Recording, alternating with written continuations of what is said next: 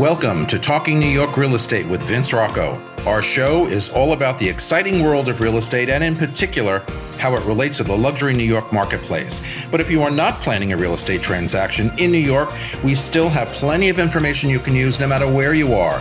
Now, here's our show. Hello, everyone. Welcome back. For anyone following New York City real estate, it can feel like there's a new headline every day. Legal challenges, financial uncertainty, changing regulations, commission practices, affordability, taxes, and shifting market dynamics all compete for our attention. The conversation often becomes dominated by policies, lawsuits, and economics. But amid all the noise, it is worth asking a simple question. Who is all of this about? Whether you're buying your first apartment, selling a family home, investing in property, or simply trying to understand where the market is headed, the consumer should never become an afterthought. Every legal decision, every financial policy, every regulatory change ultimately affects the people making one of the biggest financial and emotional decisions of their lives. And yes, I said emotional. Today, we're cutting through the headlines to discuss the hottest topics shaping New York City real estate, from legal developments and financial trends to consumer protections and market transparency. More importantly, we'll explore what these changes actually mean for buyers, sellers, landlords, tenants, and the professionals who serve them. Because the consumers shouldn't be the talking point, they should always be the point.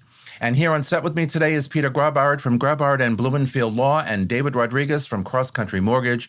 And they join me now to discuss. But first, let me welcome my listeners and viewers from across the United States and all around the globe. This is Talking New York Real Estate. So let's go behind the headlines and inside the state of our industry. Hi, it's Stephen Bailey from Roadway Moving and Storage. Listening to Vince Rocco, you know the right partner makes all the difference. At Roadway, we deliver an experience your clients will love. For specialized services and white glove care, choose Roadway. Want to learn more? Email me at steven@roadwaymoving.com or visit roadwaymoving.com. Okay, everybody, we are back. So we're talking about really today, my opinion, and I wrote something this morning on social media, so go read it. Everything is bananas today. Bananas, I did say that. Who knows, from a country perspective, from a New York City perspective, from all the regulations that have changed, from a legal and or financial position, buyers and sellers, landlords, tenants, everybody's kind of looking around saying, what's going on? What's happening? So I've got the legal expert here today and the financial expert here today, and we're going to go through it. David, let me start with you because every week there seems to be a new headline about New York City real estate. Which issue do you believe consumers should be paying attention to or the closest attention to right now in all of the things that are going on from a financial perspective?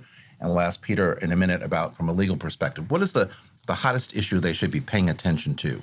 Well, thanks for having me. I'm in our world, in the mortgage world specifically, we're going to talk big cities, New York specifically. When it comes to condos and co-ops, on the condo side, this government subsidized entity, Fannie Mae, is changing all the rules for condominiums. So at the moment, we could get by on an established condo where we would do a limited project review, meaning we wouldn't have to look at financials or budget, things of that nature, right? As long as the condo was 90% sold, it was established, blah, blah, blah. Now, Fannie Mae, they've been trying to get rid of this for years, and they came out with a new directive that starting August 3rd, so that's next week, they are changing to where every building that is a condominium has to show financials. And with those financials, they have to show that at least 10% of the income is being moved into reserves and capital improvements. Now, if you look at Florida, they've done an enormous amount of change, and they're already kind of ahead of the game because they were so behind. And after 2021, when Surfside collapsed, they did a lot of regulation change locally. But if we look at New York City, there's a lot of buildings here that prefer to assess whenever they have any type of situation than put money into reserve. So we're going to see, starting next week, there's going to be a lot of interesting situations with financing. A couple of questions I have on that, though, because we who have played in the condo market forever understand, even the the co-op market, financials don't come out timely. Correct. They don't always come out timely. Sometimes half a year later, they come out for the year before. And how do we deal with that, number one? And number two, 10% going into the Capital Reserve Fund. That's amazing. But can that really happen? Here's the hard From a part. building perspective. Yeah, the buildings now, I think they're going to get blindsided in the next few weeks, and they're going to realize, wow, so many of the big banks that follow Fannie Mae rules are not going to finance in those buildings unless they're going to put the loans on a portfolio or kind of a jumbo kind of style product, which not every buyer is going to probably fit in that bucket. So I'm a little concerned about that. And here's the harder part. Fannie Mae says, all right, not only are we doing this now 10%, like which they've had the 10% rule since like 2012, right? Right. I was going to ask you, hasn't the 10% reserve Correct. been a Fannie Mae guideline for some time? They have, but I didn't know that. it's been around for a long time, but we've been able to do limited review, meaning if the building's 90% sold, no litigation, things like that, we wouldn't have to look at it. So the big problem is Fannie Mae is hitting us with two punches. So the first punch in the face right now is the 10% on all buildings for the line item for the budget for reserves. Starting in January, it goes to 15%. And there's even talks that they want it to go to 20. So think about in New York, these buildings that, we're talking maintenance of $2, $3, $4 million. Putting that amount of money aside, you're talking raising maintenance and already the costs, look in the last 5 years between property taxes, between insurance costs that have gone through the roof. And now to add, they're going to be required to put money into reserves. These are conversations that are going to be ongoing with, the real estate community. You need to get in front of your boards. You need to get in front of your sellers because it's going to affect how properties sell. Is there a difference between the brand new condo development buildings or compared to the older buildings, or is it all the same? So it's all the same. Here's the good thing. On condo developments, most sponsors have been really smart in working with their attorneys, creating the offering plans. They've all put 10% in line item budgets because Fannie doesn't do a limited review on a new construction. Right. Fannie also has a strict rule. They want 50% in contract. We see portfolio loans go as low as 35, sometimes 28% in contract. But for the most part, new development's going to be fine. Here's actually, I should start with a positive. I should have started with a positive. So one huge positive benefit, Fannie Mae had a waiver process. So if you were 4 units or less, they would not require any building review, right? Now they're raising that to 10 units. So our new construction, think of Brooklyn, where we're seeing so many of these conversions of townhouses and they've added a couple floors and they're going up to 10 units. Those buildings, they used to need 50% in contract, 10% reserve, the whole thing, just as if they were a big building. Yeah. That's all going away. Fannie Mae is only going to look at the insurance on those buildings. They're not going to look at how many are in contract. So we had a building right now that only had 8 units. Only 2 were in contract. They were nervous that they weren't going to be able to close on people that were financing. Guess what? Out the window. So 10 units or less. Now Fannie doesn't require occupancy, percentage sold, things like that. So that's the waiver process. When does that go into effect? Now. Okay. So August 3rd.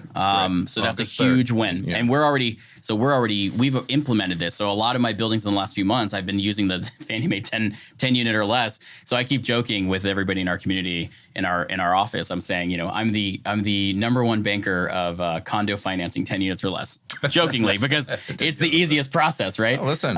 When you talk about headwinds, right? We're about to face some headwinds as bankers here in New York City. Right. Peter, from your perspective on the legal side, what do you believe is the hottest thing right now that consumers should be paying the closest attention to in all the changes and regulations and whatever that we've had?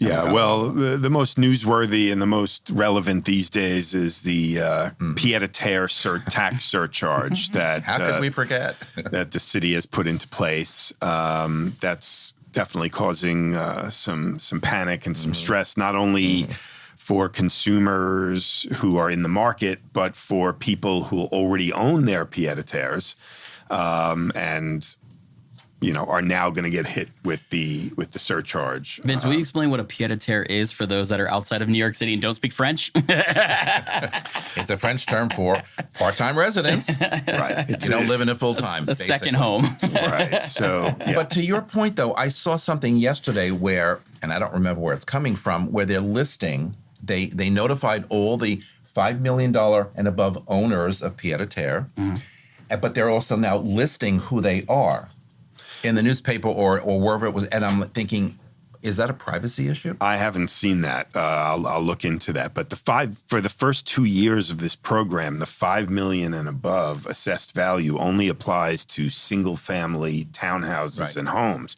For condos and co-ops, it's $1 million and above.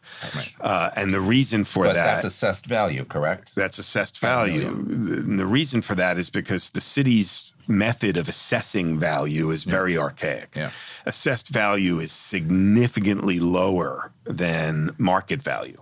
So $1 million, an apartment that you paid $1 million for is probably going to have a current assessed value of somewhere around $100,000, right? But what the city has done is said after 2 years, they're going to revamp the entire way that they value properties, co-ops and condos and townhouses. And then the threshold for co-ops and condos will join the 5 million for single family homes. And well, the good news, the news is that co-op, you really can't buy a pied-à-terre anyway. So it really only applies to condominium. But nonetheless, it's going to scare off some people. There are co-ops that do allow pied-à-terres. Some do. Yeah, some do. But for the most part, not. But there are some that do. But I mean, look, if you want a part-time residence in New York City, you have to pay attention to the rules, ask your attorney, because things are changing. But all the misinformation and information that's out there, what do you think is spooking, in your opinion, sellers and or buyers today more than anything else? I mean, people hear about all the regulation changes, all the laws changing. When you're talking to your clientele, is there anything in particular that really kind of spooks them into, should I really be doing this? Is it okay to do this? Yeah, there are a couple of things, but they're more dependent upon the situation of the client. There isn't one thing in general, right? So Soho buyers are concerned about AIR and the recent regulations concerning artist in residence zoning down in Soho and NoHo. Pied-à-terre buyers are concerned about the surcharge. All buyers, I think, are concerned a little bit about the Mamdani effect in the city. That's not really a legal issue. That's more of a cultural, business decision issue. Right.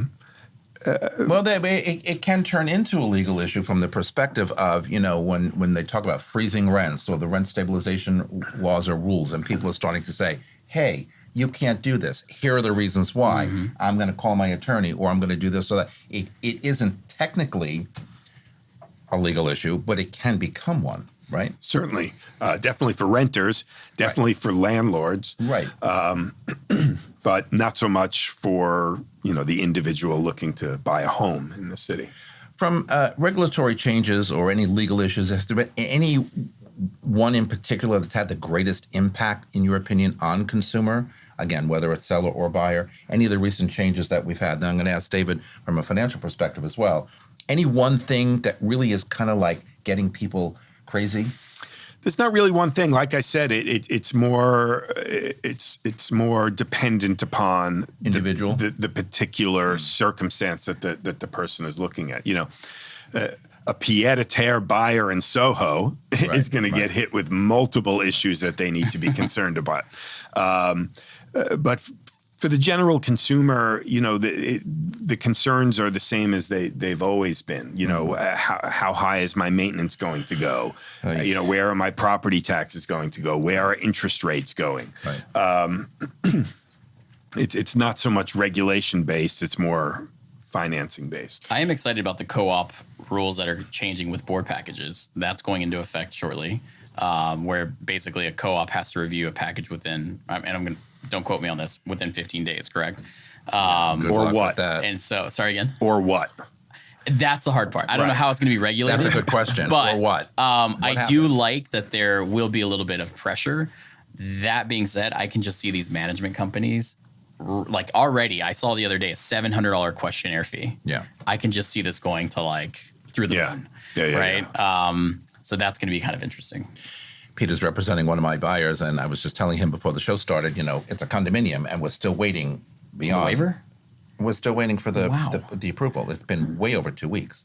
And it's like, hello? Oh, it's been over a month, I think. Yeah. Correct. Yeah. That's wild. La, la, la, la, la. I'm like, well, we know okay. the summer is always notoriously slow for those type of approvals. Board members go away. Then we have to remember these are not paid professionals. Yeah. You want board approval? Go meet them in Greece. Right. All right. These are it's a hello. Right. I'll go. Yeah. I'll go. But you're right. They're not paid professionals in that regard. However, my opinion is there's a lack of sensitivity also to the, as you keep saying, the individual or the private life of someone. Got to move. I can't wait. It has to happen. What's taking so long? Right. Right. So, it is the whole individual. Are consumers today better legally protected than they were 5 years ago, in your opinion? No. Okay. There you go. No. I agree with them, though. I think that's very true. Let's face it. A lot of the regulations that are, stumped for on the campaign trail are sound bites that sound good to voters. But in the end, they do very little to protect consumers. In fact, oftentimes they make things worse for the general consumer. Things like, rent freeze or rent control or rent stabilization. They might be beneficial to a handful of lower income renters, but they wind up making the buildings less habitable. And then they also wind up making the cost of all unstabilized apartments much more expensive than what the free market would have dictated. And so the politicians who push for these regulations don't really care, and they're smart enough to understand what the long-term ramifications are. They are. They absolutely are. You can say all you want about Mamdani. He's not dumb. No. They can read the Economist reports just like the rest of us. They know that long-term ramifications are that everything gets more expensive from that. And it's a lower quality product as a result. Right. But they don't care. All they care about is getting elected. And so if they appear to be championing for rent stabilization or rent freeze, that's popular amongst their base. What the base doesn't realize is that everything else around them is going to get more expensive as a result. All right, we've got to take a quick break. On the other side of the break, we're going to talk about simple things like monthly carrying costs and how they've escalated and how it affects the financial application and what the attorneys have to say about this when they're reviewing contracts. This is Talking New York Real Estate on the More Network. Don't go anywhere. We will be right back. The Everset provides full-service staging and furniture rental solutions in the New York area. For more information, please visit us at staging.theeverset.com or email us at staging@theeverset.com to request a free proposal. And we are back. I've said for a long time now, and one of the guests who appears with me kind of regularly agrees that, we all used to be so concerned with the purchase price, and purchase price was so high, and the price per square foot, which dictates the purchase price, is so high. Oh my God, price per square foot. And I've said over the last year or so, it's been completely taken over by thoughts of overall carrying costs. People still concerned about, price per square foot, but not that much. It's the carrying cost, insurance premiums, taxes, the increase in some cases, and I've said this on the show many times already, double-digit increases in co-ops and condos from year past. It becomes an affordability equation in a buyer's mind. Can I do this? So my question to you, Mr. Mortgage Finance Broker, when you're reviewing all these numbers, is it ever a problem, in your opinion, where the carrying costs are just a little too high? And even though we think that the buyer can afford to get a mortgage or is passable, are you concerned a lot or more than ever with carrying costs? You'd be surprised. So in my first conversation on a pre-approval with a client, I always ask two questions. Number one, it's Sunday, you're scrolling through StreetEasy, Zillow, you have a glass of wine. What is the purchase price that you have your parameters set to, right? And the second follow-up question is, if we could set a budget for how much you want to spend on monthlies, mortgage, what is that number? And you'd be surprised, a lot of consumers are smarter than we think. Like in the old days, I would get like, I want $5,000, but I want to buy an apartment for $2.5 million. I'm like, well, girl, the math ain't mathin', right? But now clients are like, I want to stick to $4,000. That's it, right? And I'm like, well, you're going to need to spend probably $4,500. So the consumer is actually looking at what are the total, the total numbers, and they are looking at the monthlies. Because right now with, I hate to say this, but if you ask me in February, rates were at 5.99 national average. You're probably going to see a report After last week when oil hit $100, you're probably going to see rates closer. It's going to come out tomorrow, the national average, but it'll be closer to 7%. Yeah. We're going to be at like 6.875, 6.99 for the country, right? It's tragic. It's just tragic. So you have rising mortgage interest rates, and then the monthlies have gone up. But this is where we also have to look at positives, right? Again, look at me being so positive today. With the new state and local tax deduction, right? If you're doing looking at all the write-offs that you get now, they took it away in 2016. Now they brought back the SALT deduction. So a portion of your property taxes, if you do the itemized deduction, you're able to write that off. So I've been educating clients, like if we're stuck at a $4,000 monthly budget, but we got to look at how much of your maintenance is deducted if you're a co-op, or if you're on a condo, how much you can actually get as a write-off if you earn less than $500,000. And that could help you with some of these, kind of offset, not from a cash flow perspective, but at the end of the year or next year, you're going to get a check back for that deduction. So monthlies are very important. The consumer absolutely understands that there's two levers. There's the mortgage, and then there's the monthlies. And you're also starting to see this a lot. Like in the last 3 months when we've seen rates kind of really hike up, I'm seeing more and more consumers say, you know what, we're fine paying the asking price, but we're going to ask for concessions, and we're going to ask the seller to pay for the first 12 months of our maintenance, because we all know the first year of home ownership is the most expensive. So if we can get the seller to pay for this, that may get the deal over the line. You're reading my mind, because I was going to ask from your perspective, comment on what David just said. I have a question, if you don't mind, for David. Yeah. Of course, go right ahead. With costs rising everywhere for everything, and inflation being where it is, the bank always sets a debt to income ratio to qualify you, right? But usually that's based on only certain debt, right? So it's household expenses, right? What appears on credit and the future housing expense. Right. So we're not looking at like if your energy bill is going to be $300 a month. Right. So that's my question.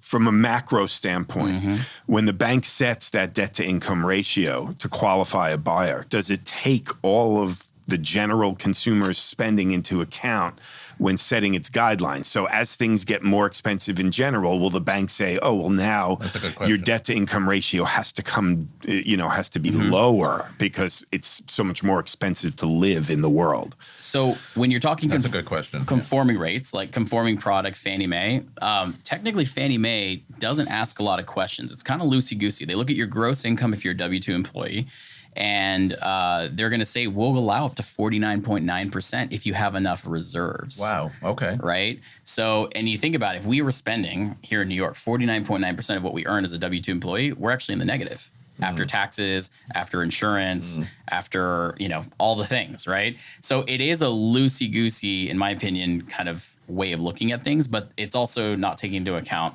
all the other things that you're going to get in terms of write-offs. So it leaves kind of an open discussion. Yeah. I will say most of our clients buying Manhattan and Brooklyn, you're going to see their debt to income ratios, because a lot of people are buying co-ops. They're generally not over 28 to 30%. I was just going to say, in co-ops is about 28%. Yeah. Right. Yeah. And so even like if I'm using a client, we're seeing a lot of with the tech people as well.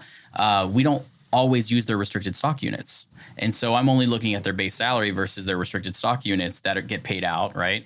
And so those people, we may look at their debt to income ratios at 43, 45%. But the second that their RSUs hit. Right. But my question in general was from an underlying overall guideline, does that number change as inflation changes? Nope. It does not. Yeah. So, Grant, there's automated underwriting engines that take bigger factors into effect. So, looking at their credit history, have they been able to pay things on time, and also their reserves, right? But it's not a flat line like, hey, because inflation's going up, we're going to lower DTIs. That has not happened. Interesting. We also know that when a buyer is out there buying, they can get turned down on a mortgage, not necessarily because they themselves don't qualify, but because the building's financials are kind of like questionable, and attorneys are the ones who really kind of tip us off to that, as well as you guys. How often today are you seeing, if you are seeing, where buildings aren't qualifying because of all the increases in energy costs and insurance premiums, and now they're struggling to collect enough money monthly to pay the bills? Do you seeing any more than that? I mean, in 24 years, I think 2 times my buyers were turned down because the buildings weren't qualified. Yep. That's not bad odds in 24 No, years. That's impressive. yeah, that is impressive. Yeah, well, it is. But you seeing more of that today, David, or not? So I'll say the rules have gotten more complicated in the last, I'm going to say since 2012. Yeah. And complicated is a nice word. And so you're seeing, like, the reason I love working at an independent mortgage bank, I have 300 products we have to know, right? Versus when I worked at a big bank, I only had one product. And if that bank didn't like the building, that was it.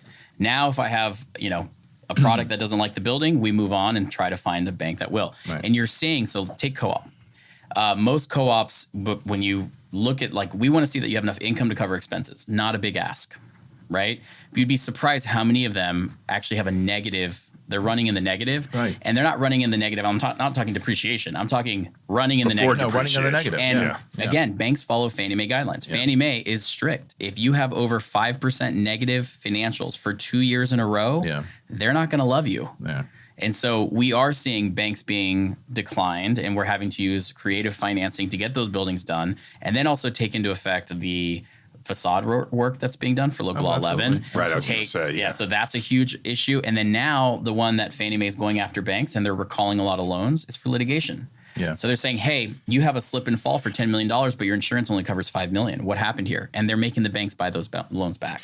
Peter, from your perspective, trust is always a major, topic in our industry. Okay, trust in the product, which is the apartment. Trust in the agents and the buyers of the real estate agents, the mortgage brokers, the attorneys.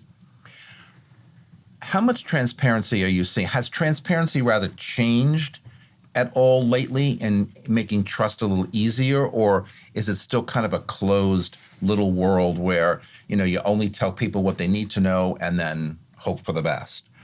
Well, I mean, from an attorney standpoint, that's never how we have operated. Correct. Specifically. I mean, we try and educate our clients as to the fullest extent possible.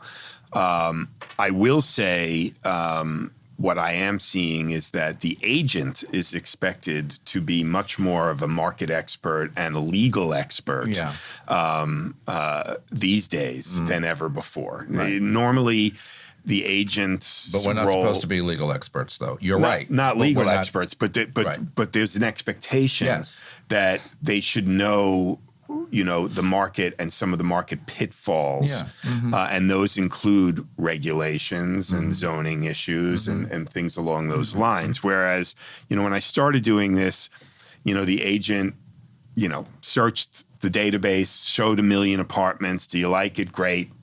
Make an offer, done, right?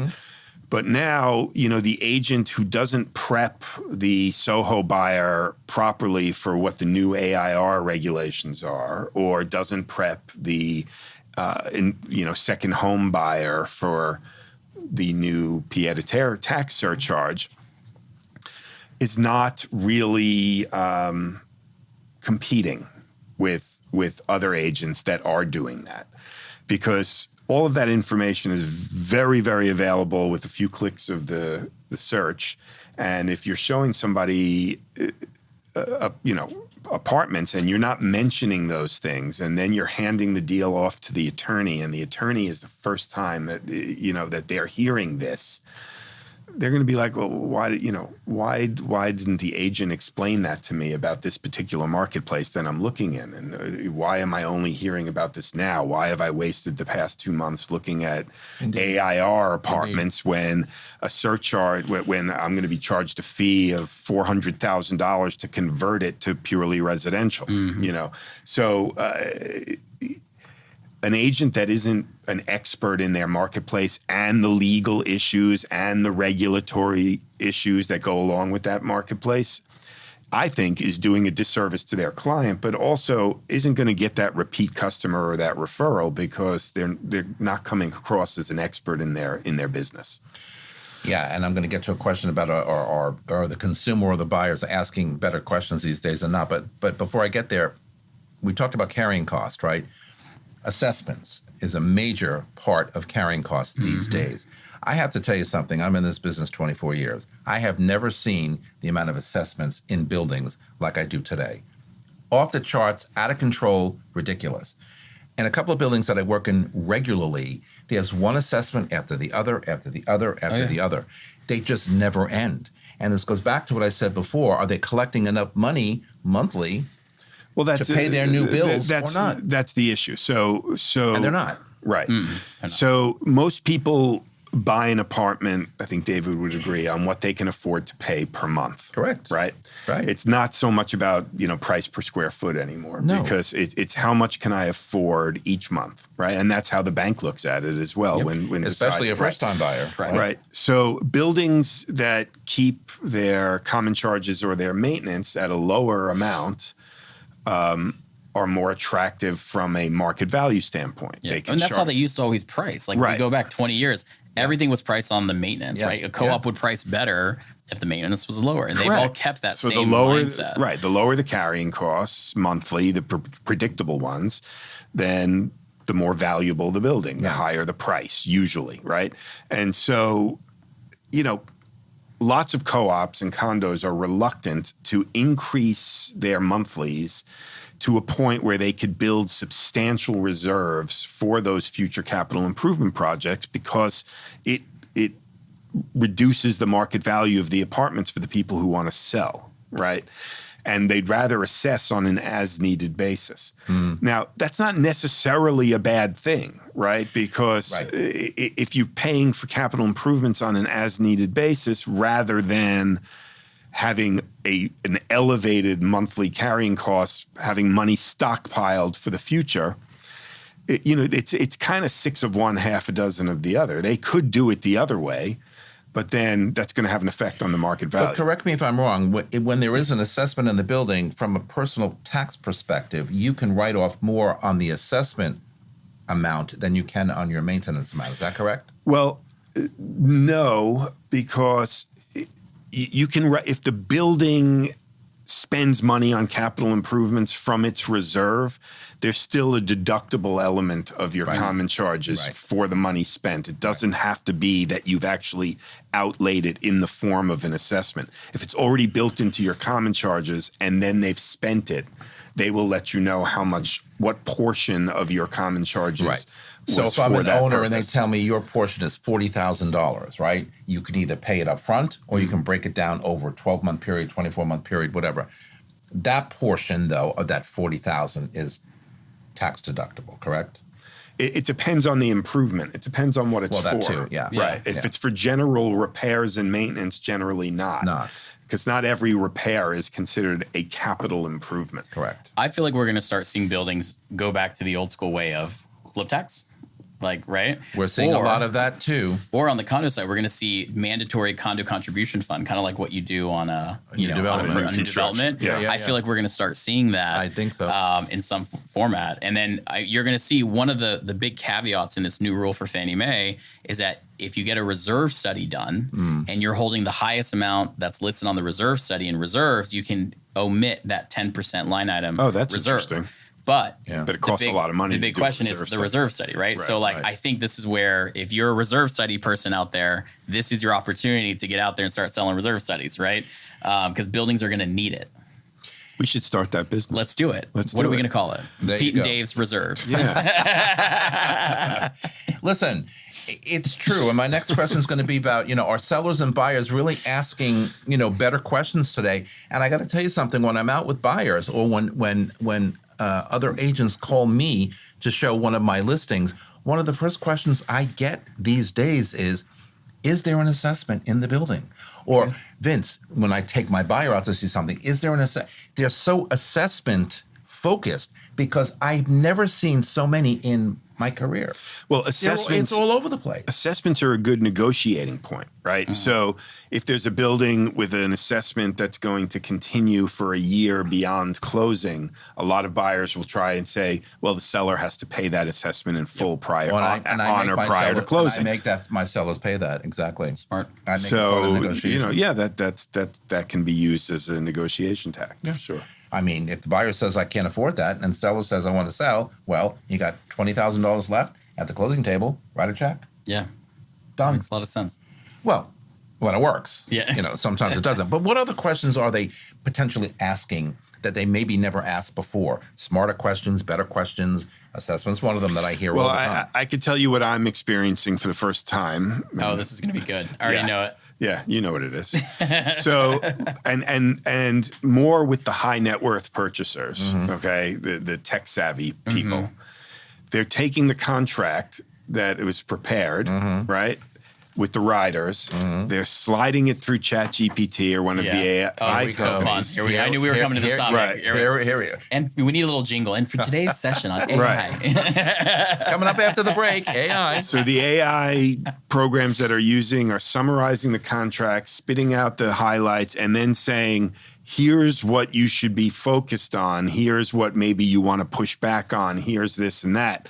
And then they're coming to me and saying, well, and they're telling me right off the bat, they're not trying to act like they've read it, but they're saying to me, Anthropic says that I should, ask you, what about this and that and the other and this? And then, okay, so I have to explain that and what it means and why we're not going to push back on that and why that's not how the market in this city works and all of that. And it hasn't been an issue, but it will start becoming an issue. It will definitely start to become an issue, of course, but that's an interesting take on that. And we're going to talk about that right after this break, so don't go anywhere. AI coming up with these two gentlemen right after these messages.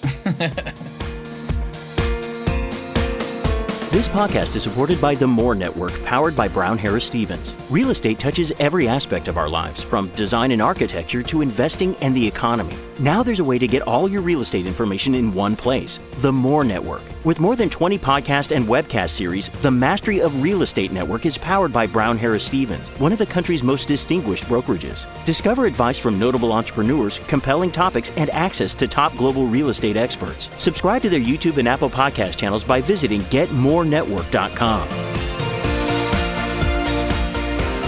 And we are back. So, with technology and AI providing instant answers, right? For the most part. Where's the line between information and professional advice, and does it affect the legality of stuff? My quick answer would be yes, it does. Your thoughts? Well, I mean, look, I'm going to be honest. I've used AI. Me too. For the We all do. right We all do. in the practice of even in the practice of law, right? If there's a clause that is particularly important to a client, and I'm not really sure the best way to phrase it, I'll punch it in. I'll get a suggestion, but that's all it should be, is a suggestion. And because even when I'm asked to do certain things that are not in my direct wheelhouse. My direct wheelhouse is, representing buyers and sellers of residential property. But occasionally I'll be asked to, do a commercial lease or, represent someone buying a commercial building. And it's not something that I necessarily have all of the forms in my database for. And I'll, these days I'll throw it in and see what they spit out and see what I can find. But even when you do that, right, even the AI programs are saying this should now be shown to an attorney in the jurisdiction in which you're working with. And now I am the attorney, so I am reviewing it simultaneously. But, it's not going to be a substitute for legal advice. And if someone is using that and also using an attorney simultaneously, the attorney is going to be, the one to be responsible ultimately for the product. Yeah. Your opinion on AI? I mean, again, we all use it here and there and whatever, but do you see it having any merit from the financial perspective? So I go into every first conversation with a buyer assuming they already went to ChatGPT, Gemini, et cetera. And I also assume that they're putting in the wrong questions. So throughout my pre-approval conversation, I'm saying, by the way, point. Here are the things I'm going to teach you. And here are the points that when you wake up at 2 a.m. and you're having a panic attack, here's what I want you to ask Gemini or ChatGPT, right? Because I want them to ask the right things so they get the right answers out, right? I also think from an AI perspective, I'm a big, I shouldn't say fan, but I'm excited to see what it's doing. So when you look at mortgages, for example, a lot of the home equity line products, they're not the most profitable a lot of times for a banker to originate, but we're seeing more of the banks do AI style reviews on them. So they'll do like if you look at a condo and like maybe not a co-op, but on a condo, for example, they'll do automated underwriting, they'll do automated appraisals, and they can do a HELOC. They can do it in several days, and they're not using underwrite. So it's exciting to see what the industry will bring with it. It's also helping with condition reviews. Like, do we need an underwriter paying, a big salary to look at an insurance certificate? Like AI can look at those. So there's a lot of positives coming from it that I think are going to streamline and help consumers down the line, especially on timing. But when it comes up front, I'm seeing so many. I'm already assuming buyers are looking at that. They're using it. And when I get the questions like, well, how much is my mortgage insurance? I'm like, honey, you're putting down 30%. There is no mortgage insurance. Okay, the triggers. I'm like, that was an AI question. They did not put the right thing in. So that's why when you mentioned that up front, I was like, yeah, a lot of it is probably you're asking the wrong question. Correct. And that's big. Correct. Have you seen a circumstance where consumers are using AI to shop rates? In other words, are people saying, here's what I'm looking for. Show me every bank's rate. Yeah, I haven't seen that yet. And that's where I'm not going to say we're protected in New York City for that a little bit, but a lot of those programs aren't taking into account, again, co-op versus condo, primary, second investment. So I still think there's still going to be a little bit of room there, but AI is always going to pull the advertised number, right? Yeah, so like, for example, Rocket's the biggest, I'm going to say they're the kind of the worst out there. They always advertise their rates with 2% in points. Imagine telling a buyer that's getting a loan for $2 million in New York that they have to pay 2% in points. Yeah. That's insanity, right? And so that's where, if AI pulled it from that, they're going to be like, oh, this rate's super low, but then we have to come in and be like, well, hold on, let's double check that. Right. You're basically paying to upgrade to first class, and that's not really what you're asking it to do, right? And also, I'll add from a real estate agent perspective, there are a lot of buyers out there searching on ChatGPT for available apartments that fit their criteria. Interesting. And I sometimes say you got to be careful because AI can be wrong sometimes. Most of the time not, but sometimes wrong. And it's also a matter of how quickly we update our own listings. So something might still show out there as available, but yet it's not. So that's not AI's fault, that's an agent fault. But people are searching AI for, instead of Street Easy. Right. I've gotten that now for several months now, working with a bunch of buyers. And I'm like, okay, great. From your perspective though, and you guys work with real estate professionals, agents like myself. What responsibilities do you think agents have to educate consumers on rather than simply just market properties? It used to be, I'm a marketing expert or I'm a market, expert on what's available, what neighborhoods, whatever. Our role has completely changed. Okay, you alluded to it, you alluded to it. What do we really need to know to make your job better and your job better when working with and advising buyers, for example, or even sellers? Yeah, well, the same as, what I said earlier is that, you're representing a seller, let's say, of an AIR property in Soho. The AIR regulation issue is going to be a factor in the negotiation of the sale price. It simply is, because people are having a difficult time wrapping their head around what AIR, and what we used to be able to say was, it's an archaic statute from the 70s that's never enforced. Was only ever enforced when that lone artist left in the building complained about somebody who wasn't an artist, and then they would call the city, and the city would come, and if you weren't an artist, you got a $1,200 fine levied against you. Okay, big deal, right? But now with the new regulation that says, okay, we've offered you a pathway to change the zoning of your individual Soho loft, but you have to pay $100 a square foot to the city's art fund to do it. Well, on a 4,000 square foot loft, that's $400,000 to convert the C of O.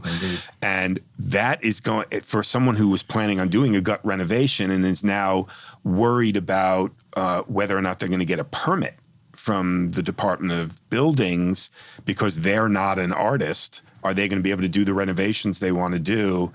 Or are they going to be forced to convert it to residential and pay that $400,000 fee? okay, that wasn't budgeted into their costs. Now they're going to use that to negotiate. And this isn't theoretical. I've had this for several clients on several transactions.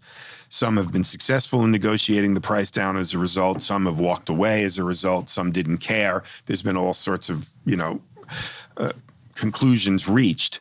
But again, if you're an agent trying to prep your seller of one of these apartments, right, that's something you need to know about because you have to be educated in the marketplace. That's a key issue in your marketplace. If you're representing the seller of an apartment or a townhome that's been owned in the name of an LLC for privacy purposes or whatever purposes, right?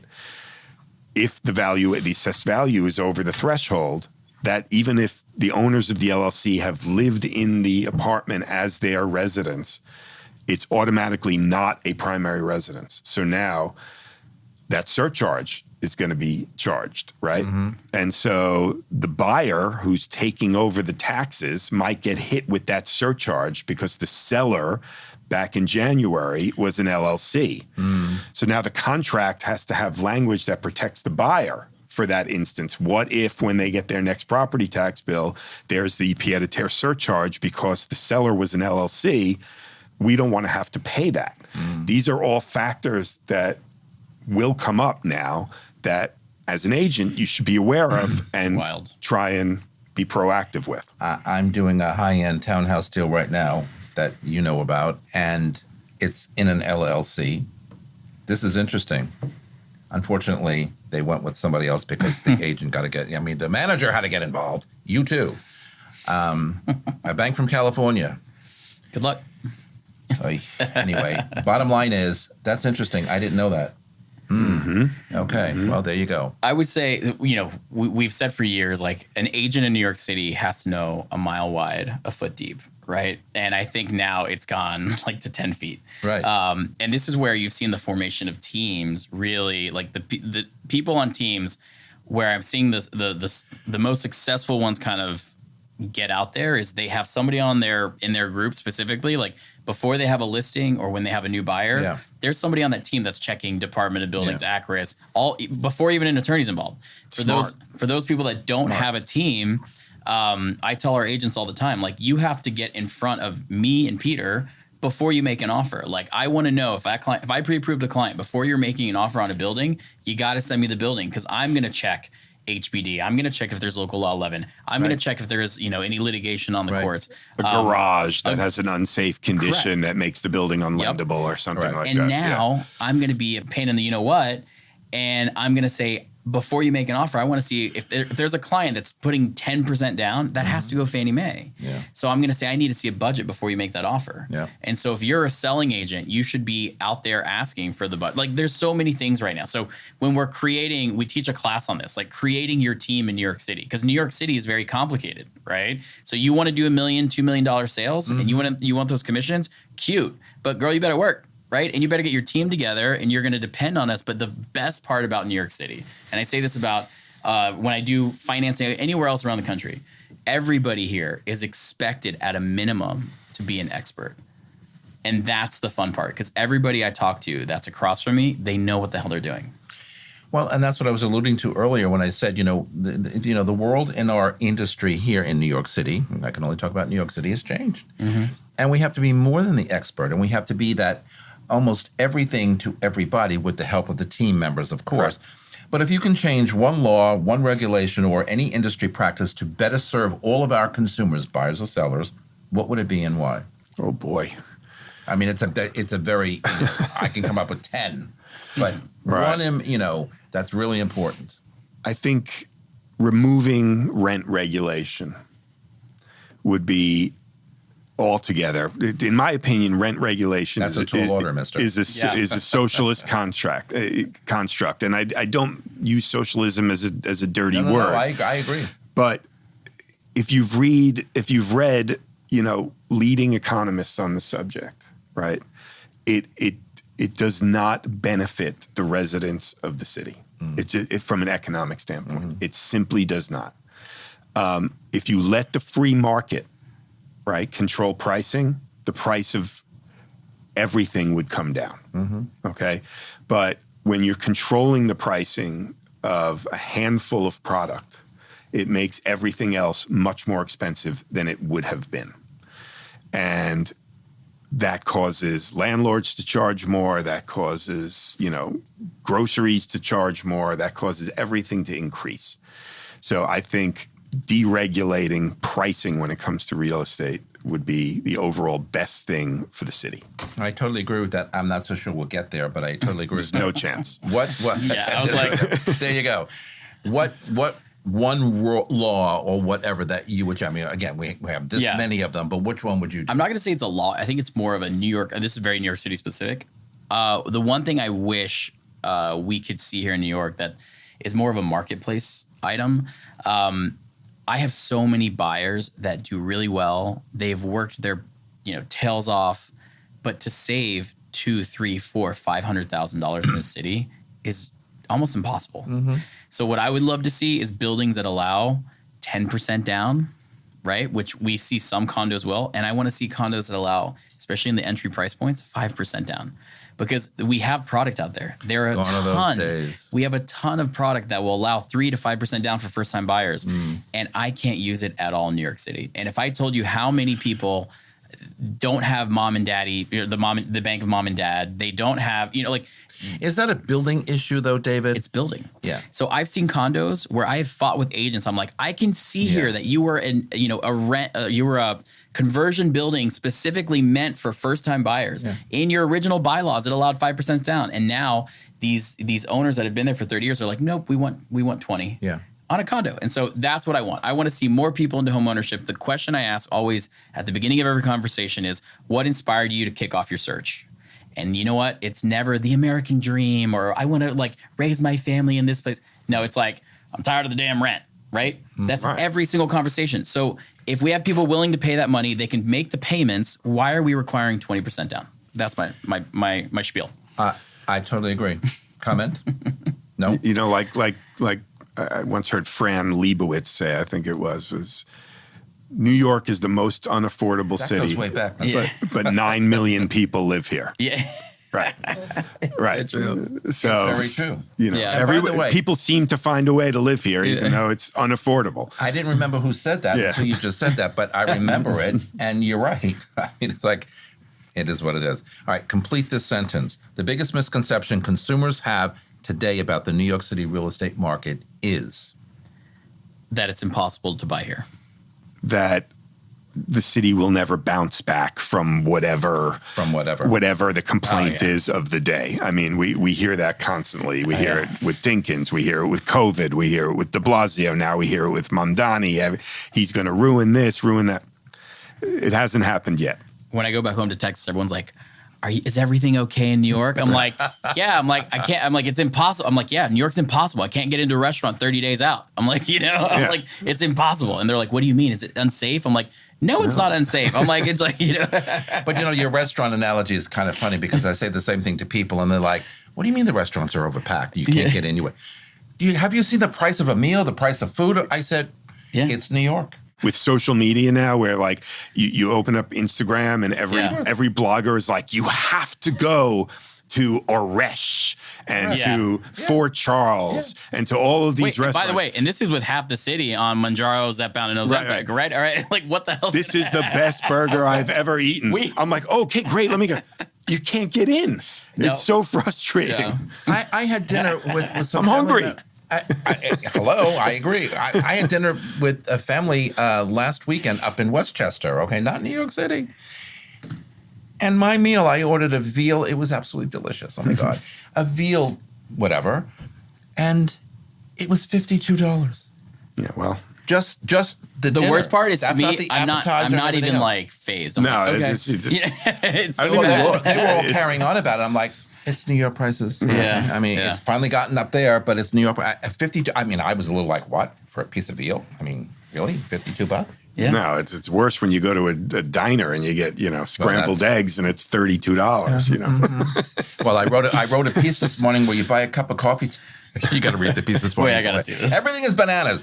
You buy a cup of coffee today, it's the cost of what lunch used to cost you. $5 for a cup of coffee. I'm like, Excuse me? I was like, I hate to keep quoting celebrities, but Jackie Mason used to say, I used to be able to go to a diner and pay a nickel for a cup of coffee. And if I stayed there 30 years, I could continually drink coffee for 30 years for the same nickel. There you go. And they would just keep filling it up. Pete, I haven't even seen a nickel in like 2 years. I don't even know what it looks like anymore. Unbelievable. What's one piece of advice every buyer or seller should hear these days before making any kind of real estate decision? I mean, you counsel your buyers and sellers all the time from a legal perspective. David does from a financial perspective. But is there one piece of advice that everybody should really hear before they actually make that decision? In your case, sign that contract. In your case, agree to the mortgage terms, whatever. What is that one piece? Yeah, I mean, I don't think one piece of advice fits everybody, right? Because I have a lot of ultra wealthy purchasers who, you tell them about the surcharge. All right, whatever. It doesn't. It doesn't always affect everybody. It doesn't affect them, right? But for the general young purchaser, because I wish I had followed this advice myself when I was young, is don't overextend yourself. Right, the ability to save that money, as David was alluding to, by putting less down and being able to save while owning a home is key. Don't rely on the increased value of your home for your future savings. Absolutely. So be able to do both simultaneously. And so don't overextend yourself. I have kids of that age now, and that's what I'm trying to. When I was 29 years old, my dad used to chirp in my ear saying, you got to buy something, you got to buy something, you got to buy something. Own a piece of the rock. I'm like, but I'm 30. I want to have fun. I don't want to think about that. I did it, and it worked out fine. But you're right. I kept saying, well, when I sell it someday, it's going to be worth a lot more money. It really wasn't. It was worth a little bit more, but not what I thought I was going to take to the bank. If consumers remember only one thing from today's conversation, what do you want them to remember? In the whole scheme of financial market, legal market, what we do as real estate agents in this town of New York, what's that one thing you hope that they remember or take away from the conversation we had today? We are so lucky to see our industry grow with expertise in the last 20 years. Think of since the crisis. You have amazing people that truly want to help, that are experts in their field, and they're going to guide you in the right direction. And listen to them. Correct. Right. So I'm like, we could do everything on ChatGPT, but there is something about sitting down in person. Why are we doing this in person versus on video or on Zoom? Right. It's about being with people that know what the hell they're doing, 100%. Trusting them, and you're going to be just so much happier. Of course. Yeah, I mean, the same with me is use people like the people sitting around this table, is people who are experts in what they do and who aren't just, looking for the closing to happen in the quickest amount of time possible. Transactional versus relationship. Like I will say, like, in this last 10 years of my career, I miss the human aspect the most. Oh. Like, I did this to be connected, to laugh around a table, to, joke with Pete. Like, I miss those days. And now, like, we're all, separated from each other. Yeah. Nobody wants to be in an office. Look at real estate offices. Nobody comes in anymore. That's the biggest problem. Right. And so this sharing so when you meet somebody that's an expert, it took them a lot, especially in the last 5 years, to get to maintain it. But I always said that we all have our individual expertise, right? And I always say to people, even when I'm teaching classes, and I'll probably say it this afternoon because I'm teaching this afternoon, listen to what the experts are talking about or what they're telling you. They're experts in their field. Stop running around, I know everything. Yeah, and in this marketplace, you can't do that. It takes a village. It really, it really does. I always wonder how, people do this. Purchasers buy properties in states that just use title companies, like who is advising these? That's what I mean. Instead of attorneys title, right? Who is advising? Who's protecting the interest of this person? Scariest thought I have in the entire industry. Whose fee is not tied to closing. Of course. Right. Who is doing that? It's mind-boggling to me. Yeah. I had a friend of mine say, I am. And I thought to myself, anyway, we're coming right back after these messages with my final thoughts. Don't go anywhere.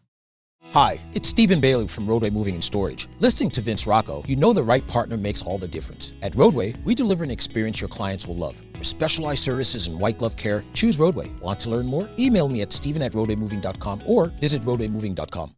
Okay, everybody, we are back with my final thoughts. As we wrap up today's conversation, I hope one message stands above all the headlines: regulations, lawsuits, and market statistics. Real estate has never been just about contracts or commissions. It's about people. Every law that has passed, every financial decision that's made, and every industry change ultimately affects someone buying a first home, selling a lifetime of memories, investing for the future, or simply trying to find a place to call home. The consumer could never become an afterthought in these conversations. They should be the reason we have them. For those of us in the industry, our responsibility goes beyond closing transactions. It's about educating, advocating, communicating honestly, and earning trust one relationship at a time. And for consumers, knowledge remains their greatest asset. The more informed you are, the more confident your decisions will be. And that's it for this episode of Talking New York Real Estate. You know, I ask everyone to always take a moment to look inward and ask themselves who you are at your core. What is your why, the reason you get up in the morning, and the driving force behind the choices that you make? What beliefs guide you? Where do they come from? Your family, your experiences, your struggles, your triumphs. Understanding these pieces of yourself shapes how you move through the world. And once you know them, the challenge is to show up intentionally and be memorable every single day, not through perfection or performance, but by living with authenticity, purpose, clarity, and the courage to let people see and feel the real you. Remember, as I always say, your reputation arrives before you do. You can follow me on Facebook, on Threads, Instagram, LinkedIn, or TikTok at Vince Rocco. And Einstein said, compound interest is the eighth wonder of the world. He who understands it earns it, and he who doesn't pays it. And from all of us here at Talking New York Real Estate and the More Network, to all of you all around the world, thanks for spending a part of your day with us. I am grateful. Keep thinking the good thoughts, and I will see you next time. Goodbye, everybody.